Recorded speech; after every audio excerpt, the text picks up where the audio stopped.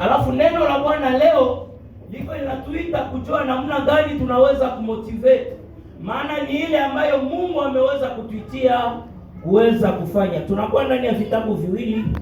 Kitabu cha kwanza ni ndani ya Waroma 10:14 na 15. Romains 14, Romains 10, 14 à 15. Waroma 10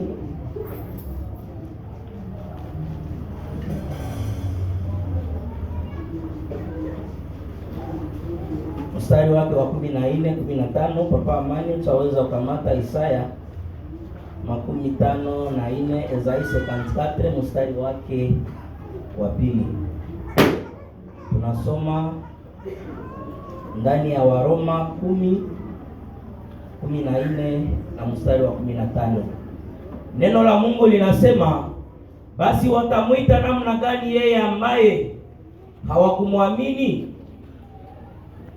Na watamwamini namna gani yeye ambaye hawakumsikia?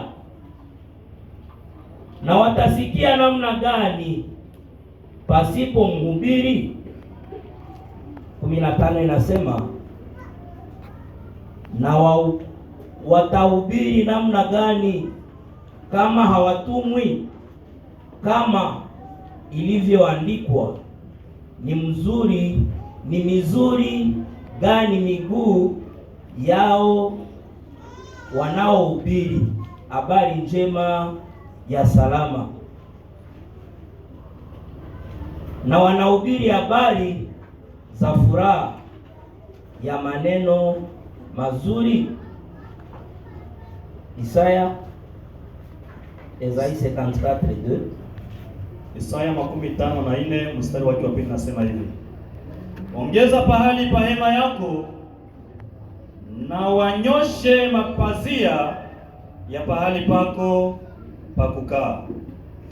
Usizuize, ongeza urefu wa kamba zako,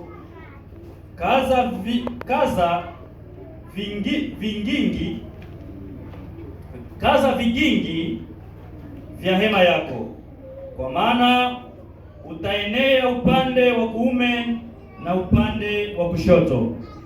Na wazao wako watariti mataifa, watafanya miji iliyokuwa ukiwa, kukaliwa na watu. Usiogope, maana utaona haya, wala usifadhaike, maana hutapata haya, kwa sababu utasahau haya ya ujana wako, na hutakumbuka tena kuhamakiwa kwa ujane wako. Amen. Amina. Tumesema ya kwamba somo letu iko nasema kukuwa mener, wala kukuwa mtu ambaye ataweza kusaidia ili wengine waweze kupata nguvu ya kuweza kufanya wala kuweza influence wengine. Somo yetu tunaigabua kwa vipande viwili. Kwa nukta ya kwanza tutaangalia kwa nini tuweze kuwa wale ambao tutaweza kufanya hii kazi, pourquoi être un meneur, na kwa pili tutaweza kuangalia namna gani tutaweza kuwa watu ambao tutaweza kusukuma wengine ili pollinisation iweze kuwa parfait.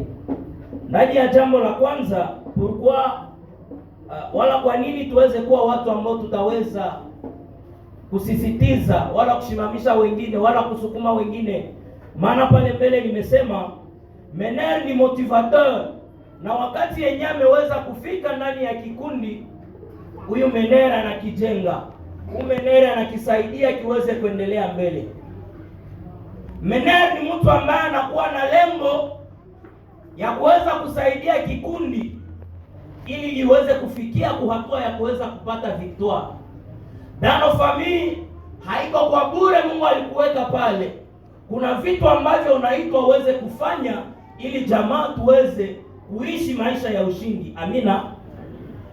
kuna vitu ambavyo Mungu ameweza kudepose mweye, ili siku moja jamaa langu tuweze kufikia kwa maisha ya kuweza kuishi ushindi. Maana ni ile ambayo Mungu anatafuta ndani ya maisha yetu. Tunaposoma Mathayo 28:19 na 20, neno la Mungu liko linaonyesha amri ambayo Mungu anapatia kanisa. Anasema, enendeni ulimwenguni pote mkafanye mataifa yote kwa wanafunzi. Ndani ya service ya kwanza nilikuwa nasema pale kunakuwa tu 4 ambazo zinaandikiwa. Enendeni ulimwenguni pote, ile nakuwa tuseme yote ya kwanza. Mkafanye mataifa yote kwa wanafunzi.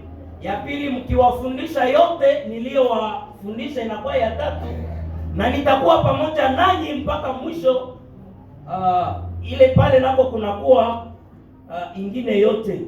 Alafu Mungu anataka tuweze kuwa watu ambao tutaweza kufanya kazi tukielewa ya kwamba pana nguvu za Mungu ambazo ziko na sie ili tuweze kufanya kazi ya Bwana.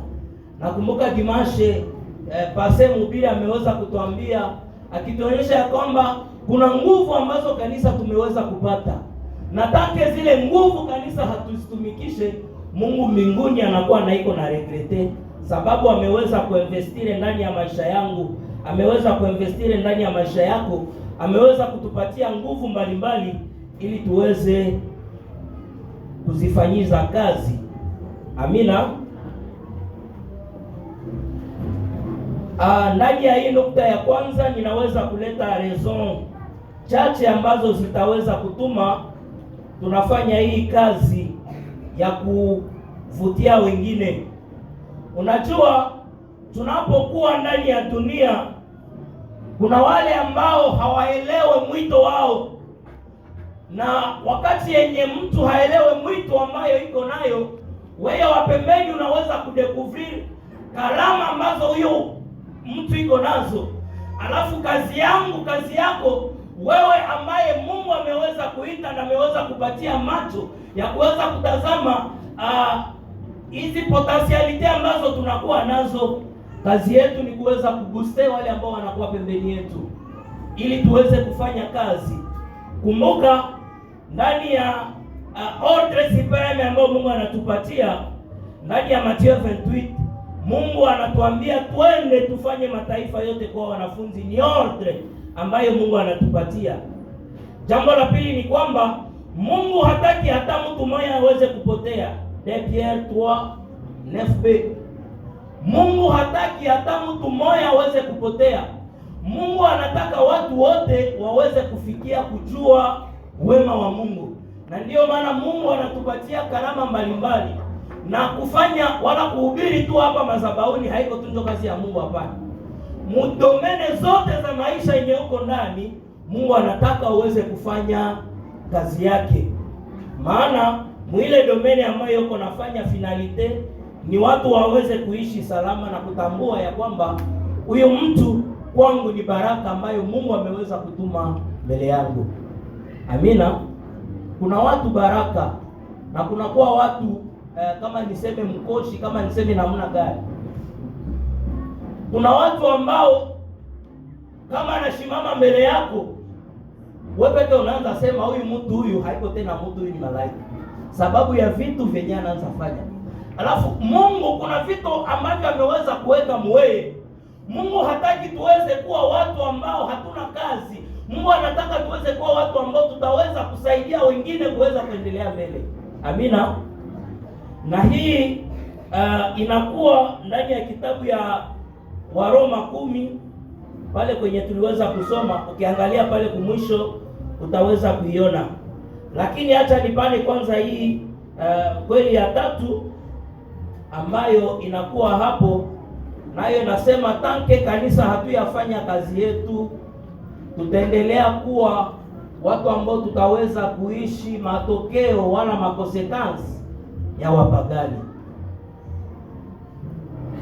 Ningelikuwa na wamama ningelisema toutes les fois yenyewe unakatala ende evangeliser, utakuwa toujours conséquent wa mateso ndani ya ndoa yako, sababu mume atakuwa anapokea kule nje, kuko kwenye mwenye atakuwa anapokea zile mafuta uliyezitie kwako zinaenda nje. Amina.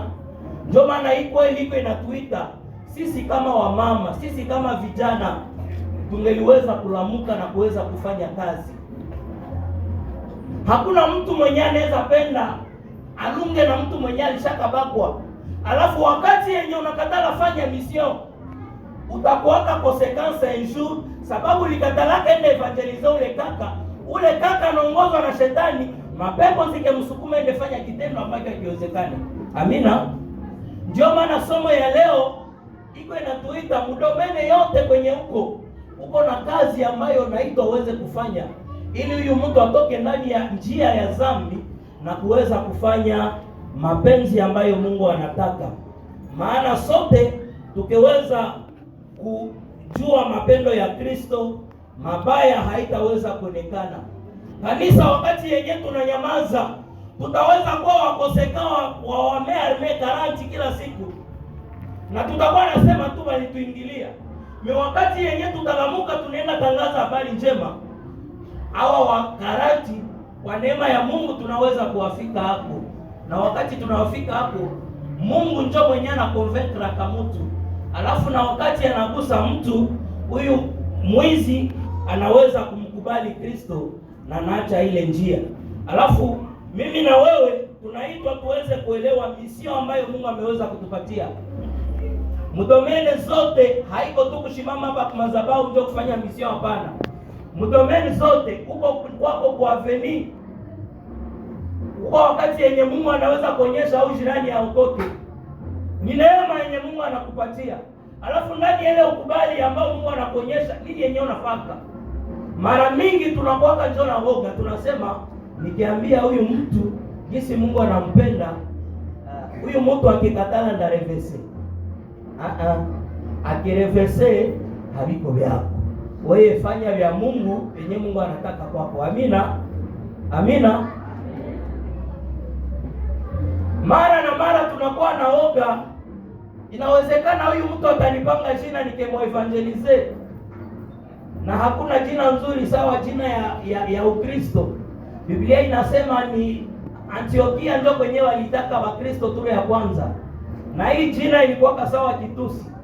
Alafu wewe na mie leo wakati yenye tunaenda fanya injili, waseme nini yenye watataka, kama niko ndani ya mapenzi ya Mungu, hakuna cha mbaki yenye nimeweza kufanya. Mungu anakuwa niko na nifurahia mbinguni kwa ile kazi ambayo nimeweza kufanya.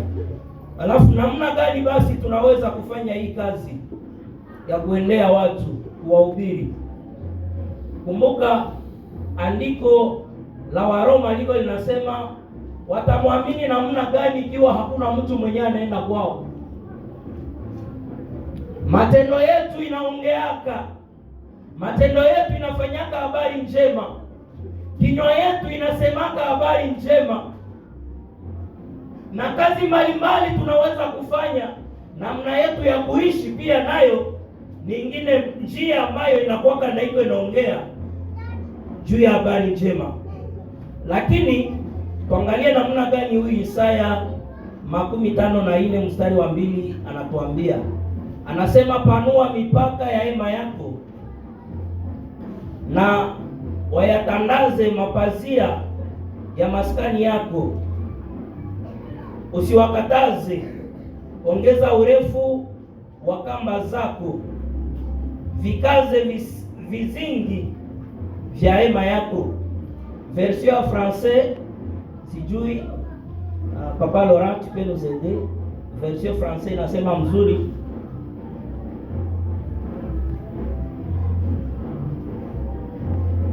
Esaïe 54:2.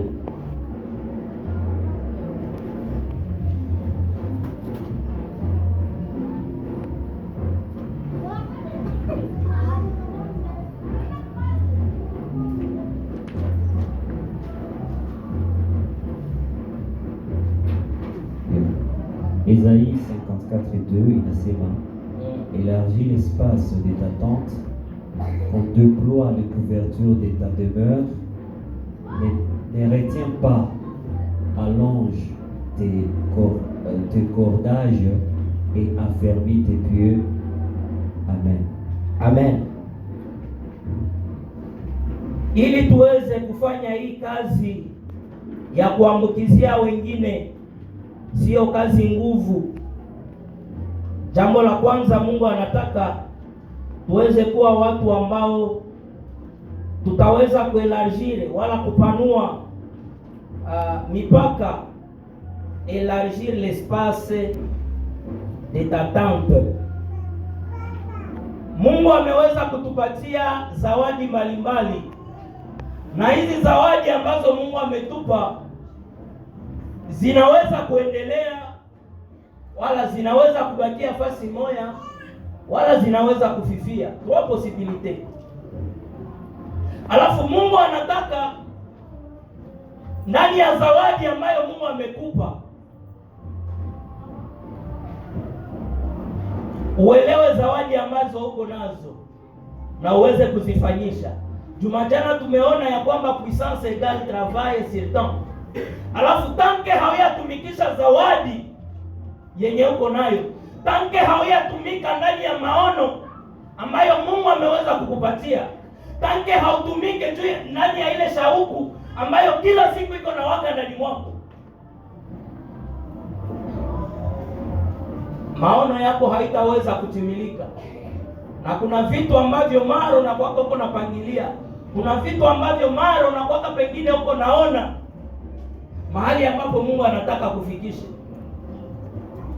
Tanke hauiaitika kuweza kupanua maono, maono inapanuka ndani ya kutafuta uso wa Bwana, mezosi kuishi maisha ya maombi. Hii inatusaidia ili maono yetu iweze kupanuka. Kumbuka kuna 3 kategori. Kategori ya kwanza ni ya le peuple non atteint. Kategori ya pili ni peuple yenye iko oublié. Maana kuna wale ambao injili bado haitawafikia. Na kisi tunaikala hapa mkanisa, tukaenda kule mkarti, tutaangalia kuko wa mingi, na sasa yenyewe unamwambia juu ya Yesu, anakosa kama uko namwambia nini. Alafu ni mie na wewe ambao tunaitwa kuweza kupelekea wale watu neno la Bwana. Nimesema kategoria ya kwanza kuna wale ambao ni non atteint, kuna kwa wengine ambao ni wa mal atteint. Wa mal atteint ni watu ambao walisikiaka habari njema lakini wakipokea habari mbaya. Kuna wale ambao ni wa detracteur, ameinisia kwa mfano kanisa, kumbe ni frapere ile ambayo na frappe watu. Alafu wakati yenyewe huyu mtu amesikia neno, inawezekana amejikokotea pale, lakini ameingia pale uliabarikiwe, ametoka pale ndio ameweza kuvunjika. Alafu huyu mtu anakuwa na generaliza, anasema kanisa zilishaka tutesa, ni sababu ya kitu kenye huyu mtu alipitiaka. Alafu wewe na mimi tuko na hii mission ya kuendea wale wa non atteint, ya wale wa mal atteint, na wale ambao wameweza kusaabika ndani ya programu ya evangelisation. Na huyu mtu anaweza kuwa petetre ni wa ndani ya jamaa, wameweza kumdharau petetre juu ni mlemavu, dunia imeweza kumkimbia, wanaangalia hawana endereku yeye. Mungu iko naniambia na nakuita asubuhi ya leo ya kwamba Mungu hafurahii hata mtu mmoja kuweza kupotea, maana nafsi ya mtu inakuwa na gharama kwa macho ya Mungu. Alafu ni kwangu na kwako kuweza kufikishia habari njema za ufalme wa Mungu kwa kila mtu. Biblia inasema ya kwamba atakayeamini ana uzima wa milele, na huyo ambaye hataweza kuamini, huyo mtu anapotea kabisa. Pasaje yetu kudunia ni ya siku tu za kidogo, na Mungu atatulizaka ndani ya parkuru yetu. Muda yenyewe nilikupatiaka, ulifanyaka nini ndani ya ile muda? Ndio maana asubuhi ya leo niko ninasema kwa jambo la kwanza, fungua tena maono yako. Angalia opportunities zenye zinakuzunguruka. Kuna watu ambao Mungu anadisponibilize pembeni yako ili uweze kuwa kanale yenye itaweza kuwafikishia message. Lakini mara wewe na mimi tunaogopa. Mungu anataka tuweze kupelekea hawa watu ujumbe yake, na Mungu anataka hawa watu wasiweze kupotea. Amina.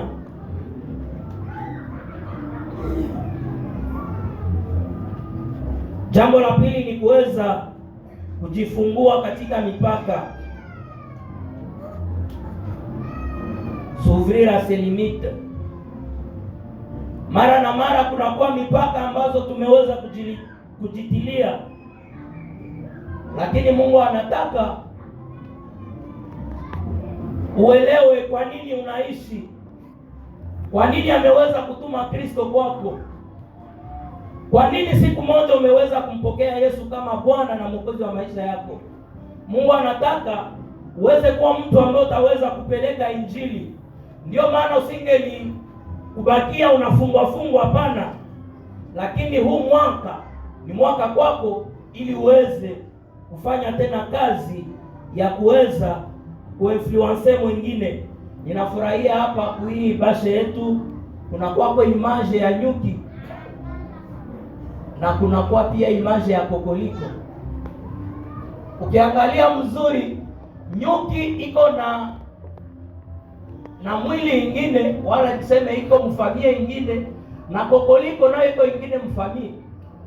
Wote aliko wa mmemfamia, lakini nyuki anajitolea purke aende kupolinize hii kokoliko. Ni kusema Mungu anatutaka tuweze kuendea kwa watu watawa ambao hatujue, kwa watu ambao hatuna nao degré de parenté, kwa watu ambao hawajulikane, watu ambao wameweza kuzaraulika. Mungu anataka tuweze kuwapelekea neno lake, na hii ni ili nao siku moja waweze kuwa tena watu ambao wataweza pia kutangaza neno la Bwana. Alafu mara kitu ambacho kinatuma tusiweze kufanya ile kazi ndani ya nukta ya pili, mara na mara kunakuwa Mungu ambaye anatuzungumziaka kwa sauti ya ndani. Mungu anakuongelesha polepole, anasema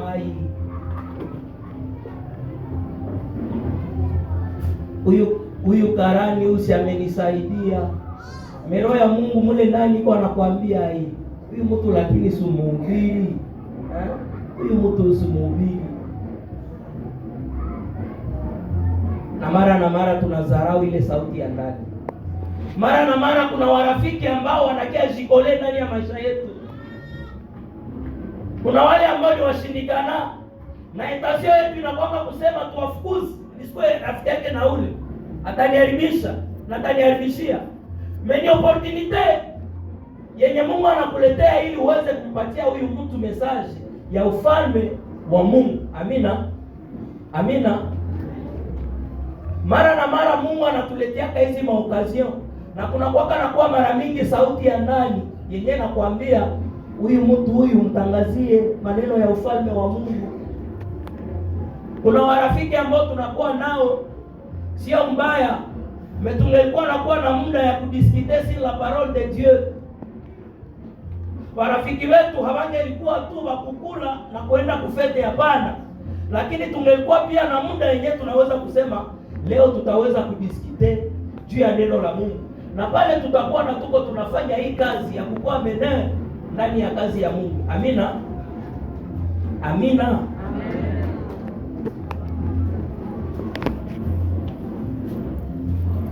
Jambo la tatu ni kujua kutise les relations na kujua kuishi maisha ya utakaso, ili tuweze kuwa wamenee wala watu ambao tutaweza kuvutia. Mungu anataka tuweze kujenga mawasiliano bora na wengine, na hii inatusaidia, inaleta fasilite ndani ya upasaji wa habari njema.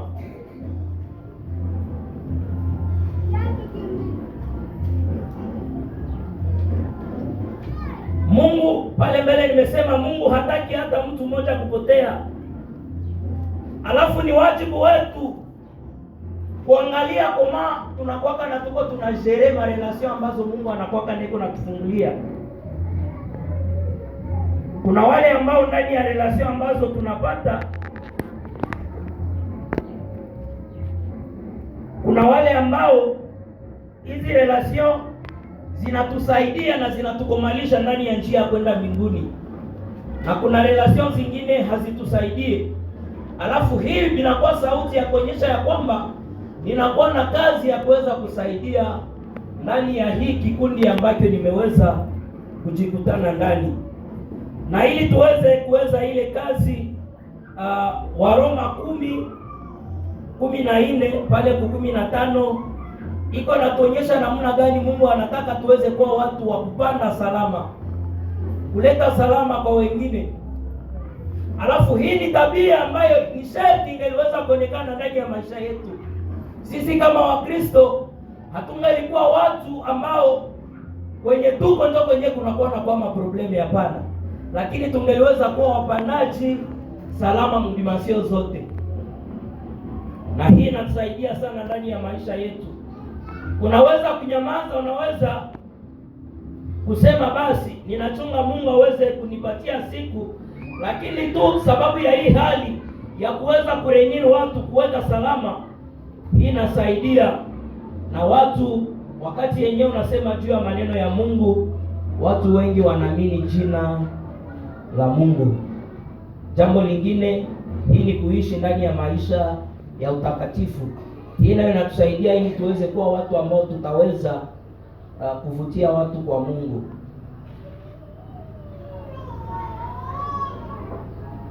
Kuna mtu mmoja ambaye alikuwa kule Amerika, wakaweza kumwambia utaenda kuevangelize and huyu mtu akisema niko tayari.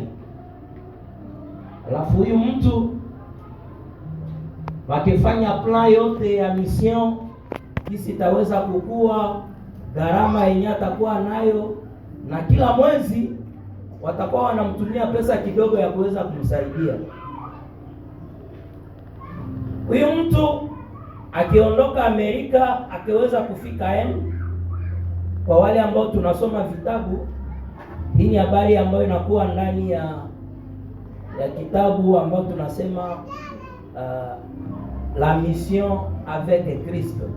Kitape sur Google utaweza kukipata, na hizi habari utaweza kuzikutana ndani, la mission avec Christ.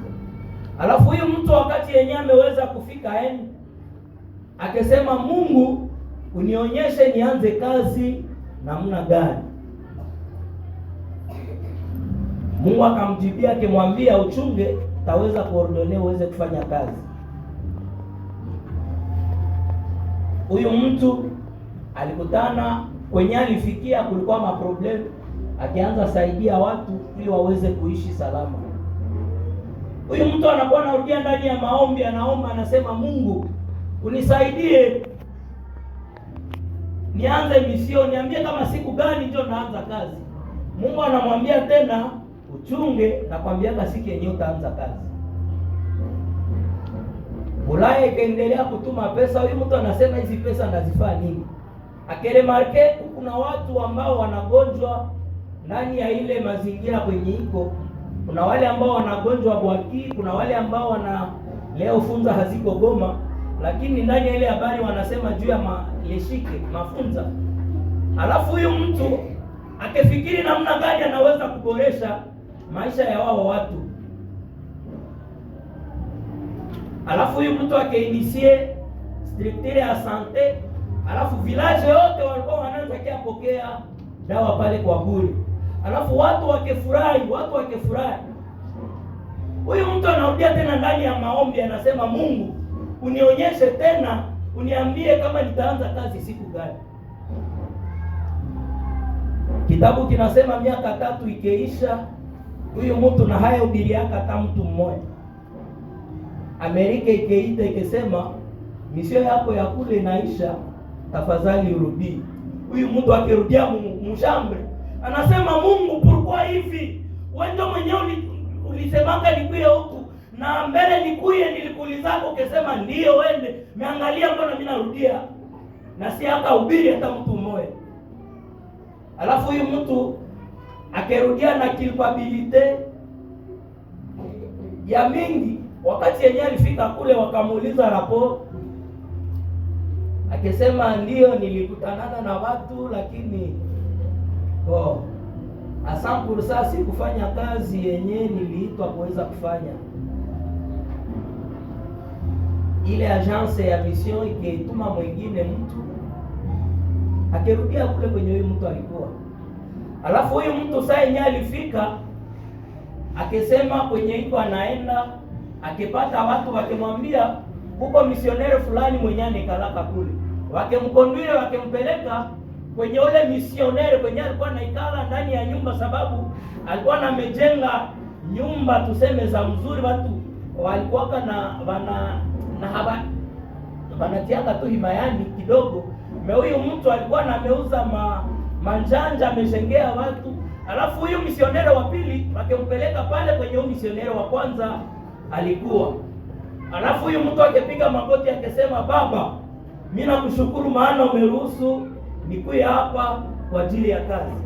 Alafu huyu mtu akianza kazi, akiita watu ili aweze kuwahubiri habari njema. Huyu mtu akisema, ninakuja hapa ili niweze kuwatangazia habari za Kristo. Huyu Kristo ni mtu mpole, alikuwa anafanyizia watu matendo mema. Huyu mtu alikuwa anafanyizia watu vitu vizuri wakati yenye alikuwa hapa dunia, lakini kwa njama mbaya dunia ilimkamata na wakeweza kumuua, na akaweza kurudia kwa babake mwenye aliwezaka kumtuma. Village mzima ilianza lia, mzungu akikosa hawa watu wanalia nini? Ukalme village kikeshindikana. C'est-à-dire ukifanya bien mission yako, wewe peke unaweza kuwa na uko naona kama haina impact. Mewa pembeni wanakuwa na viko naona huyu mtu huyu ni wa faida sana kwetu. Village ikelia. Ile siku ikaishia pale. Huyu misionere hakuongezaka kufundisha. 4 jours après akaingia tena ndani ya mji, akiuliza, mbona niliona mnalia na wakugonga mamoto nje, wakesikonga jua kulia ule misionere, wakianza sema jina yake. Alafu ndio sasa huyu mzungu akitambua ya kwamba message ndio yenyewe sikupana mzuri, ilifale nianze introduire ule mwenye alikuwa hapa jinsi aliwasalimia, alafu na mimi niseme vyao. Alafu hawa watu wakiweza kumwambia, unajua zile habari zenyewe umeweza kutuambia, huyu mtu mwenye alikuwa anasema tulikuwa tunaishi naye hapa, ndio mwenye alijenga, unaona hizi manyumba zote, huyu mtu ndio mwenye aliweza kuzijenga. Hiyo hospitali, huyu mtu ndio mwenye aliweza kuijenga.